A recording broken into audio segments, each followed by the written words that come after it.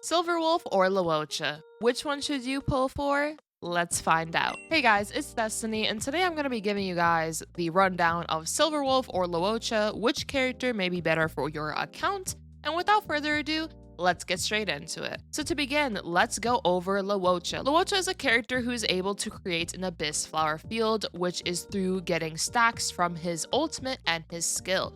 What this field is able to do is essentially deploy a field against the enemy, and when an enemy is attacked by an ally, the attacking ally will immediately restore HP equal to a percentage of Luocha's attack. This field will last for numerous turns, and of course, if Luocha is knocked down, the field will be dispelled.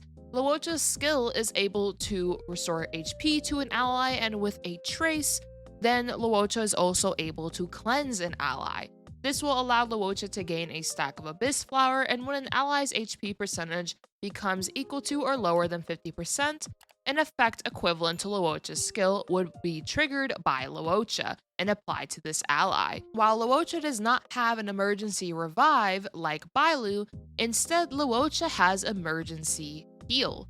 So basically, when an ally's HP is 50% or lower, let's say you get hit with a really powerful attack, and now you have, I don't know, 10 HP left, for example, Luocha will come in and heal immediately, which is really good. Another thing to keep in mind is Luocha's ultimate, which removes a buff from all enemies and deals imaginary damage equal to a percentage of Luocha's attack to all enemies, which then he also will gain that stack of Abyss Flower I mentioned previously. As a result, Luocha will be able to create the field I mentioned in the beginning that will allow you to have very consistent healing as a result without Luocha actually having to skill every single turn.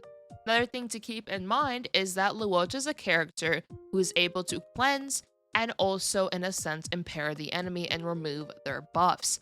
This is really good because we do not currently have a healer that's able to do both of those things in one kit, which makes Luocha pretty unique in itself, as he's able to do things that characters like Pela can do, which Pela is able to remove buffs from enemies, and so is Luocha, which is really good because now we have another option for a character that can impair.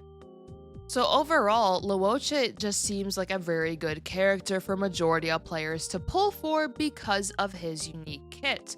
The only issues I personally see with Luocha, I guess, will depend on how much healing is he actually going to be able to do in full release, and is his healing sufficient enough where he can fully replace a character like Natasha that is already invested. And by replace Natasha, I would assume a Natasha with multiple Eidolons possibly. Will he be able to completely replace a Natasha? Personally, I feel like he will be able to do more than Natasha just based off his kit, but I would like to wait until he is here to also see how much healing does he do. Another cool thing about Luocha though is that he seems to be a character that is a hybrid character. What this means is that he'll be able to build attack in order to increase how much healing he does. Because he is attack based, this means that Luocha has a potential to actually dish out damage if built a certain way. Of course, once Luocha is here, I will go more in depth about this, but this is a cool thing to keep in mind since we finally are starting to see a bit more hybrid characters, which I'm sure there will be more hybrid-like characters in the future, such as possibly debuffers who can also dish out a lot of damage, possibly characters that are meant to be very defensive but can also dish out damage, and so on. I think being hybrid is a very cool thing to introduce, and rather, while it isn't explicitly stated that he's a hybrid character, it seems like he will be based on the fact that he can be built with attack rather than do a bunch of HP due to how his healing operates. Additionally, if you are enjoying this video so far and want to see more style content from me, make sure to subscribe, and now let's carry on. Now for Silverwolf. Silverwolf also has a very unique kit. She is able to inflict a weakness of an ally type onto the target enemy and also reduce the enemy's damage resistance to that weakness type by a percentage. What this means is that let's say you have a team and let's say the enemy has 3 weaknesses, none of which being fire, and on your team you have Himiko, Hook, or Asta, whatever it may be, and then you're able to successfully use Silverwolf's skill, and then the weakness type inflicts onto the enemy. Now what this does is now the enemy will possibly have that fire weakness, assuming that all your other allies are already super effective to the enemy. Now your ally that was not super effective is also super effective.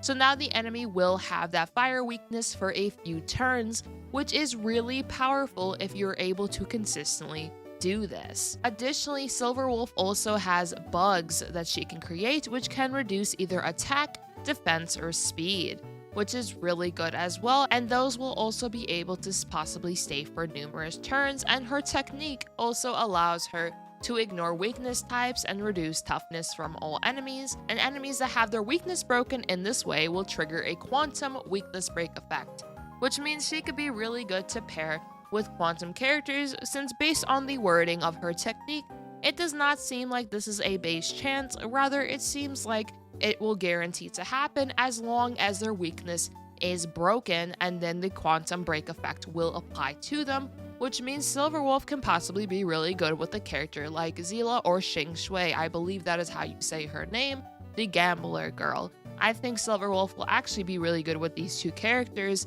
and mono quantum or even mono any element may be a possibility. Some mono element teams I can possibly think of on the top of my head can be Japard, Yangcheng, Pela, Silverwolf. Another one can be Tingyun, Bailu, Jingyuan, Silverwolf, and another one can possibly be, once we get more quantum characters, possibly Zila, and maybe adding some more quantum characters with that, of course. You could also possibly look at mono fire if your fire team's shields are good enough, or rather the taunt and damage mitigation from your fire MC is good enough. There are many mono comps that you can possibly try out with this character due to the fact that she's able to inflict type weaknesses onto the enemy, which may make her a very versatile character and a very good character to have on numerous team comps. This will all depend on how effective Silverwolf will be with applying these debuffs onto enemies. As we all know, enemies have effect resistance, which means they have resistances to debuffs, which results in you having to build effect hit rates on a character like Silverwolf in order to actually be able to ensure that you're getting off these debuffs. There are some enemies though in the game that have very high resistances to things like being frozen, being imprisoned, and so on. So I'm sure there likely will be enemies that will be very resistant to this, but we do not really know until she's here and see how enemies fare against her. So that is a thing to keep in mind as a possible con, is that some enemies may be able to completely ignore this depending on how their effect resistance is to a thing like Silverwolf's kit. So that is a thing just to keep in the back of your head. But overall, I think Silverwolf will be a really good character, and I don't personally believe that majority of enemies will be able to completely resist this. Otherwise, it would kind of devalue Silverwolf's worth as a result. Overall, I think both of these characters are very good, very unique kits, and I feel like they'll be really good in modes like Simulated Universe, Forgotten Hall, Memory of Chaos, any events that may come our way. I think these characters both will be really good for that purpose. And I think overall, it just depends on which character you value more. If you already have characters like Bailu and Japard, your need for Luocha may not be as much. But if you already have dedicated debuffers like Welt, Pela, and so on, and you don't really want Silverwolf, or she does not interest you too much, maybe then you don't really need a character like Silverwolf. You can also swap out Nihility characters with Harmony characters depending on your team comp, so it's easier to swap out characters that are meant to be buffers or debuffers versus swapping out characters that are shielders or healers, since majority of team comps will want a shielder or healer just for upkeeping your sustainability. So ultimately, it just depends on which character you value the most, and of course, pull for the character that interests you the most and which one you actually like the most design-wise, maybe lore-wise if we know much about their lore, and so on. Of course, let me know in the comments down below, who do you guys plan to possibly pull for? Personally, I have my eyes on Silverwolf the most. I may go for both characters, however, Silverwolf does interest me the most out of both of them. And of course, I hope all of you have a nice one.